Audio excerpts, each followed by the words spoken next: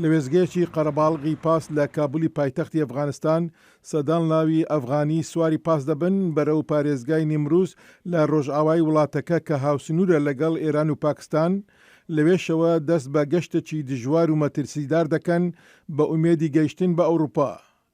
نەقیبوڵڵا دەرچووی زانکۆی کابول کە یەک لەو گەنجانەیە هیوادارە لە ڕێگای ئێران و عێراق و تورکیاوە بگاتە ئەوروپا.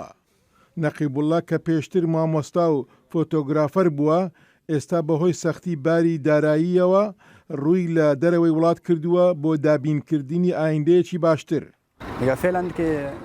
لە ئێستادا هیچ هەلێکی کار نییە، خەڵکەکە لە ڕەوشێکی دژواردا دەژین و ئەگەر خەڵکەکە لە بارودۆخێکی مەترسیداردا بژین هیچ کارداریەک جادوکانداری بێت یا سنتەری فێرکاری یانی ستودیۆی وێنەگرتن ناتوانێت داهات بەدەست بێنێت.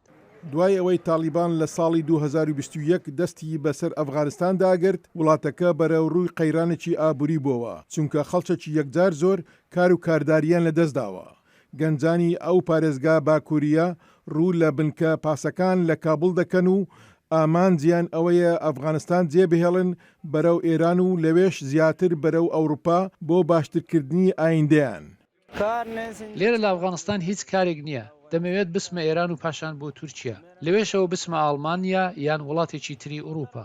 بە جۆرەی ئاژانسەکانی گەشتیاری ڕۆژانە دەیان پاس کابل بەرەو نیمروز زیادی هەڵن و بە شێوەیەکی سەرەکی گەنجانی ئەفغانی دەجۆزنەوە.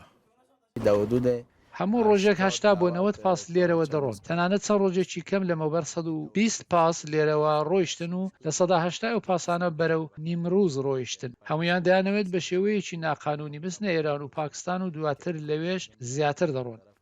بە جۆرەی نەتەوە یەکگرتوەکان دوای ئەوەی تالیبان ئەفغانستانی کۆنتڕۆڵ کردەوە 2 ساڵ لەمەوبەر زیاتر لە 1,600,000 ئەفغانی بەرەو وڵاتانی دراوسێ هەڵهاتوون کە ملیۆنێکیان چوونەتە ناو ئێرانەوە. بۆ بیژەن هەمدەرد حەیدەر کەریم دەنجی ئەمریکا.